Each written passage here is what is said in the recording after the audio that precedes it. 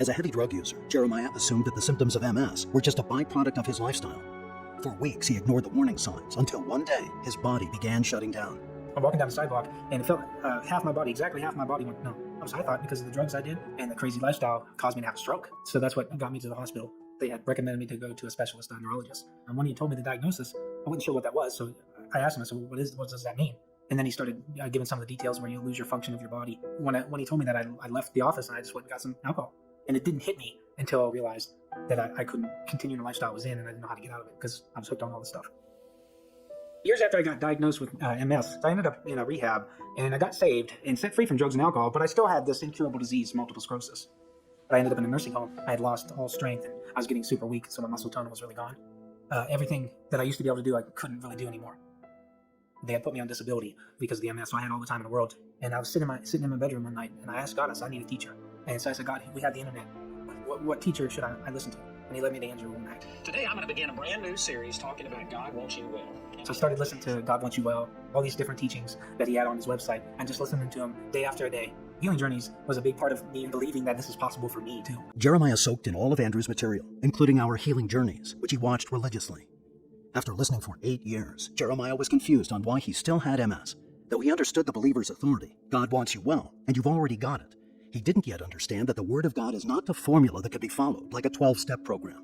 My mind had gotten renewed from its old way of thinking of drugs, alcohol, by listening to Andrew's teachings over and over and over again because the mind was being renewed. But I had this incurable disease that I just couldn't seem to get to go away. No matter how many times I quoted the scriptures, no matter how many times I read the healing scriptures, prayed for other people, just all kinds of stuff I did. And it just seems like nothing was working for me, and I was beyond frustrated. Like I was actually becoming very unstable. I couldn't open the Bible without all this pressure.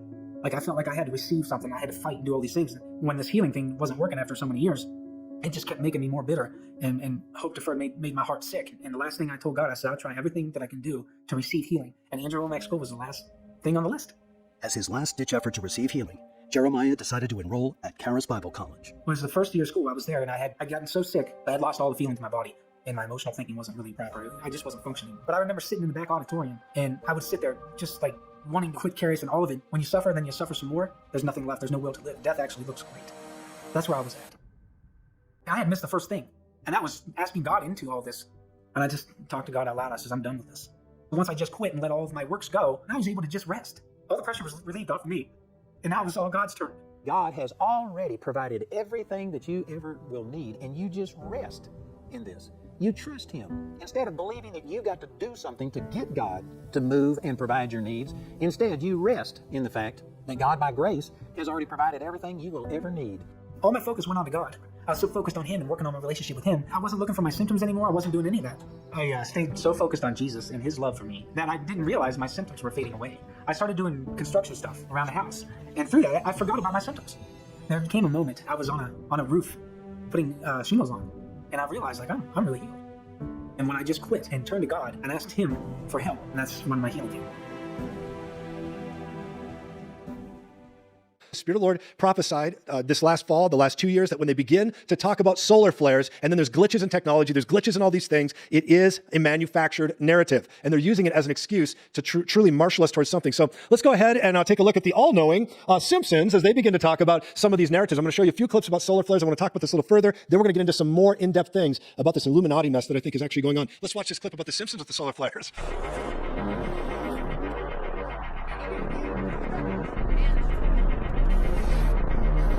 Predictive programming, friends. Predictive programming.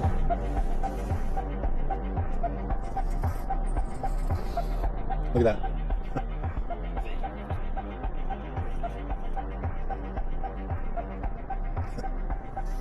Predictive programming. Solar flares, wiping it all out. They want people to think this way. They want to get it into your psyche. Now let's go to the next one about a storm warning with solar flares. Check this out. All right, so scientists, some, are sounding the alarm on a so-called solar superstorm Sounding that the alarm. could, and this is important, underline the word could, eventually wipe out the internet for weeks or even months. Solar flare Scientists have superstorm. revealed that a new solar storm is coming, and it may have dire consequences for the world. Reports suggest that this storm will be the biggest humanity has seen in 100 years, and may have the power to take down Earth's entire technological infrastructure. So, what is the cause of this imminent wave of disruption? How will it impact humanity, and do we need to be worried? Let's take a closer look. The imminent solar storm. Indian astronomers have recently issued a cautionary alert, expressing concerns about an impending powerful solar storm that has the potential to disrupt global internet connectivity for several weeks. researchers have made a noteworthy discovery regarding the correlation between the sun's magnetic field and its sunspot cycle, offering insights into predicting the peak of solar activity. The sun has a very predictable but actually quite mysterious cycle of activity. It gets very, very active every 11 years, and then it settles back down to more of a peaceful existence. Initially, NASA projected that the next solar maximum would commence in late 2025. However, a recent study has disclosed an accelerated timeline, suggesting an earlier onset, most likely in early 2024. Okay, let me stop this for a second to say something. As you're looking at this, think with me about the technological glitches you're seeing, cell phones, the way things are having power outages, the internet, Facebook, some of this, and I believe a lot more is to come. And I'm going to go into this in depth just a little further in a moment, but listen now. This is exactly what the Spirit of the Lord began to talk to me about all the way back in September 16th of 2023 when I had a vision where I was sleeping in Tulsa, Oklahoma, woke up in the Spirit in Las Vegas, and as I was there, I heard the Spirit of the Lord say these words: what happens in Vegas or what's happening in Vegas will not stay in Vegas. They were under a cyber attack. I believe we are headed for a cyber pandemic, a cyber collision. And there's going to be a rise and more of a rise. They're going to blame it on solar flares. They're going to blame it on other nations. They're going to blame it on Russia, the Red Dragon. They're going to blame it on all this stuff. And it's all for a purpose of where we're headed here. We're coming to a valley of decision. And there's so much more we're going to get into. Let me show you another more recent solar flare video just from a couple days ago, March 11th. Look at this.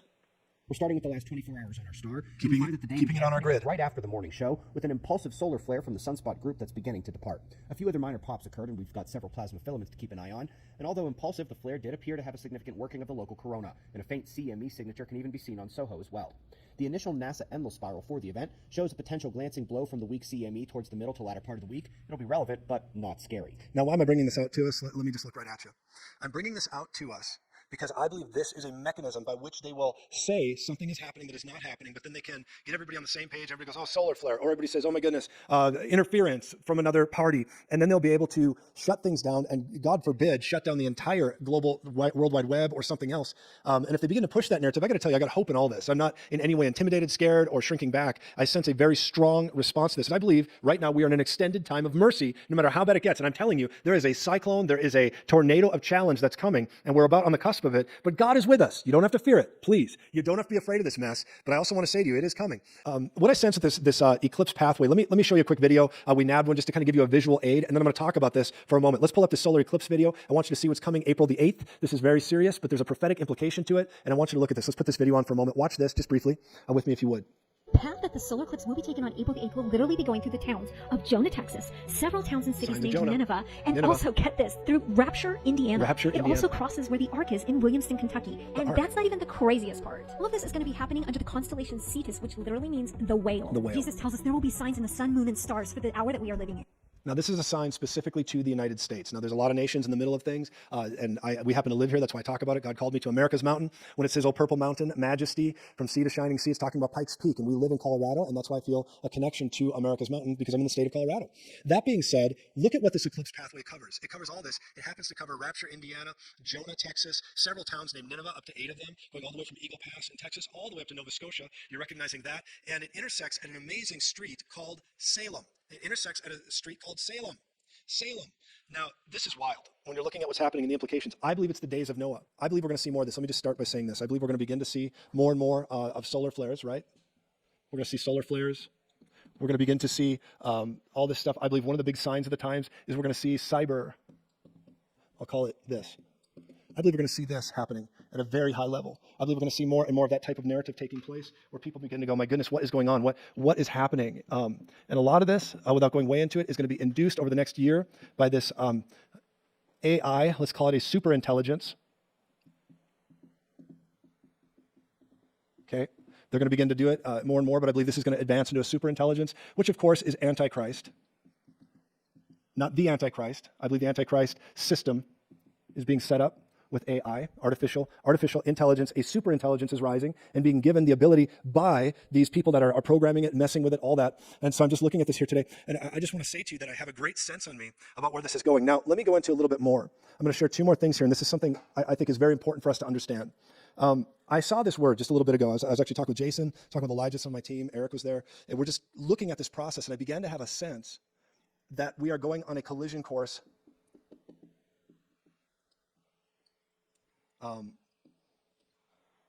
with the fall. It's like fall time. How can I say it? It's a fall time outcome. I need you to understand what I'm saying without me just saying it outright. But the word I see with all of this, it's fall time, this collision course that's ultimately happening. I began to look and I said, Lord, why are we not seeing some of the things the way we should, even prophetically? And the Lord began to minister to me and say, I am speaking, but what's going on with it is it's veiled. It's veiled by two things. It's veiled by confusion in the land, meaning the outcome of the fall. I think it's going to be a mess before and a mess after, but it's veiled because it's veiled by what I call supernatural traffic. Okay? You see supernatural traffic happening in this, and when that begins to happen and you're looking at this, there's a for lack of a better word, there's a confetti in the supernatural or spiritual air, so to speak, that has been created by false flags, by prophetic fables. You have so many people talking about their experiences, they're out of control. It's created a blinding swirl, so to speak, that it's hard to determine exactly what is happening. And even if you know what's happening, the Lord's speaking, and I believe I have a word on this. I'm not fully allowed to release it right now, but I do see some of this. But this is what's going on, and this is why people are not absolutely saying, thus saith the Lord. But I began to see this, and so what we're looking at here is there's also by the wicked leaders behind the veil, there is also this veiled, I'm going to say it even better here, I'll go this way. It's a veiled indecision. It's a veiled indecisive plan. You say, what does that mean? I believe it has to do with the candidates. They're trying to decide, how are we going to handle the Manchurian candidate? What are we going to do with him? What are we going to do? Do we give him, his pajamas and just let him kind of wander? Or what are we going to do here? And you're beginning to see this kind of thing. There's an indecisive plan that they're happening. And it's almost like, if the sense I get is it's a veiled scenario. And the reason it's veiled is because there's so many people that are behind the scenes going, we're getting closer, we're getting closer, we're getting closer. And it's like, do we go right, do we go left, do we go right, do we go left? You got some going, turn left, turn right. And I believe that there is a indecision and even confusion on the powers that be in darkness that are trying to say, how do we put a foot in to really offset this? And if they can't, they might have to pull the plug and go full cyber pandemic. They might have to go down that road. They might have to actually flip the switch with this, induce all this mess, and begin to do it. And this is going to lead, and I began to see for the first time, I began to see a journey, an avenue that after the outcome of this blurry storm, I began to see something, and I saw kind of like this. It was like it just began to go and go and go, and we came to another side of this other storm, so to speak, and we came to, I said, my goodness, what are we doing at that place? And the Lord began to say to me, this will absolutely be the ultimate valley of decision at this point. And this entity here is going to be involved mightily in this scenario. It's already involved now, but not like it will be here. And they will be able to say it truly is in this category when we get to this place. In the same position we're coming into right now, we get to this time frame, and there's going to be the involvement of this superintelligence, this artificial intelligence, this happening, and it's going to be a very, very different world when we come to this point. And this reminds me of 2020 when I began to see what would happen in 22 and 24. And I believe that we're cascading to this. And I remember saying either 45 would win, or someone he handpicked would win, or it would be a whole other category, or they would absolutely railroad the scenario one more time. And they're trying, but this time light and darkness are colliding in a way they've not collided before. So what we got to do is we got to pray and alter this narrative, because the Spirit of the Lord showed me that at this season, when we came into the fall, especially, I have a sense over, hear me right now, I have a sense over May. Changes, I saw quarter one and in quarter two, but then in May, there's going to be these changes that are either public or they will be very, very private. I'm just putting an I here because that could either be, in the public eye or very private. But in May, there's changes that are going to be adjusted. Things are going to happen there. And then I see very strongly, obviously, the end of summer, you go into that quarter three narrative, and you're going to start to see, man, like a river of challenge. I saw new characters that they're already deciding on, and then they're going to make many different plays here in May. And then through the summer, there's going to be a rolling in, and there'll be new characters. And August, oh my goodness, get ready. Get ready for August. Now, they may allow the Manchurian to just continue to drift right on into this mess. They may allow that. But I also believe that there's going to be new characters, there's things happening. You still got Kamala, you got all this stuff that, the Lord showed me her face several years ago. So I'm looking at all the things I do know. I'm not trying to speculate with what I don't know, but I do have a sense that this is going to be a very wild time right here. And there's going to be changes. There's going to be a lot to be said about August, and get ready. I hear the Spirit saying, get ready. And then we're going to know what we're up against completely. And there'll be that river, as you've seen me draw before, from quarter one to quarter three. This river and new characters would be in the river at this point. And there was 45, and he had a decision, or actually he was ready, but we needed to pray. We had to pray to get him across the river and into, I saw just a red October and a dark November. And then I saw, 25, fire. Okay? Yay. Here's what I want to say, though. With all this, 25 fire, 26 pickup sticks, I think there'll be a right sizing in 26. I think when we get to 27, there's going to start to be, we're going to find our footing. I just want to declare, man, get out the leaven. No leaven in 27 and more of heaven, amen? But you're looking at that, and then I believe 28, we're going to see all of this really coming to a cyclone, almost to a point and a punch where we come into that time frame. So we got a lot we're looking at here, and I have a sense. And the big word I have, now hear me, and I'm trying to convey this the best I can, but it is veiled. This is a veiled, the whole thing, just bear with me here. The whole thing, like prophetically, when I've been praying about this today, I see veiled. It's like it's all veiled. You know in part, you're prophesying in part, but it's so veiled. There's so much of this that's just simply veiled. And the Lord is saying, I need you to trust me, and peace will lead you through this time. Act in faith. Stand up in righteousness. Fight in a godly manner. Spiritually fight in prayer is what I mean. Begin to do what the Lord calls you to do, but it's all veiled. It's veiled, and it's hazy in some of these areas because there's so much confetti, so much talk, and all that. And the Lord is just saying, I am speaking, but you got to follow me. You got to follow me closely, and I will lead you to the other side of this time. I truly will lead you to the other side, and it's going to be well with you. It will be well with you. I'm telling you right now, sorrow may last for the night, but joy comes in the morning. There will be a joy. God has not given us the spirit of fear, but of power and love. You can fear not, because God is with you. Here's what David said. The Lord is my shepherd, I shall not want. He maketh me to lie down in green pastures. He leadeth me beside still waters. He restoreth my soul. He leads me in the path of righteousness for his name's sake. Yea, though I walk through the valley of the shadow of death, I will fear no evil. For thou art with me, thy rod and thy staff, they comfort me. Thou preparest a table before me in the presence of my enemies. Thou anointest my head with oil, my cup runs over. Surely goodness and mercy shall follow me all the days of my life, and I shall dwell in the house of the Lord.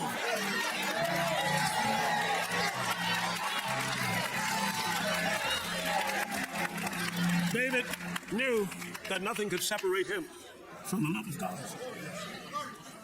He said, if I make my bed in hell, there you are. If I take the wings of the morning. You see, he experienced missing God. But it's good news. His mercy is new every morning. So what would fear do? Fear came on Job. Job said, the thing that I feared most has come upon me. Job chapter 3 and verse 25, watch this. Took my health and my wealth. It took my family. This is Job. This is what fear can do. The next thing, fear will stop a person from increasing. He said in 1 Kings chapter 17, here at the woman, and the prophet said, feed me. And she said, I only have one meal left. And then he said, well, feed me with that one and fear not. Fear not. Feed me first. See, fear not. Can't you see what I'm saying? It'll keep you from increasing. Because if she would just feed him, then the food would start to multiply. I'm saying, if you'll just give your time. Can't you see what I'm saying? Fear got you blocked. It's not a man. It's not about somebody tricking you. It's fear. He said, I'll open up the windows of heaven. I'll pour you out a blessing. Your name will be known all over the world. But fear says you better not do it. And I was at that crossroads with this shopping mall. God said, sold 400,000. Fear tried to come in on me. Asked one person, what should I do? He said, don't do it. Another person, he said, obey God. I said, okay. Fear, get out of the way. I'm going for it. 1, 2, 3, 4. And look at it now. Fear can keep you from your destiny. Oh, they were going over the other side on the ship, but look what happened. Here comes the wind, and here comes this storm coming. And the Bible said they woke up Jesus and accused him that he didn't care about him. He rebuked the wind, said to the sea, peace be still. And then he turned to them and said, why are you so fearful? How is that you have no faith? Fear can keep you from being all God called you to be. And fear is from the devil. I'm saying, David's men, they call him mighty man. They came to him broke, busted, and disgusted. Or something like that. But look what David did. He turned them into such fearless men that one of them could slay 800 men. I'm telling you, your potential is locked up. And we're going to unlock it. We're going to unlock it. No, it'll keep you from receiving your healing. That's what fear does. It paralyzes. But the biggest thing fear will keep you from is your miracle. It'll even keep a person from being saved. If Satan could work it in somebody's life and try to hold them in fear. See, being saved is the biggest miracle in the book. But I declare it will not hold you. Say no fear here. In the name of Jesus. Here's what David said. I sought the Lord, and he heard me and delivered me from all my fears. See, getting old can bring fear. Come on. Not knowing what tomorrow might bring could bring fear. Poverty brings fear. There's a lot of some things that bring fear. Some people don't like to swim because it brings fear. But David said, all my fears. See, I want all my fears gone. In the name of Jesus.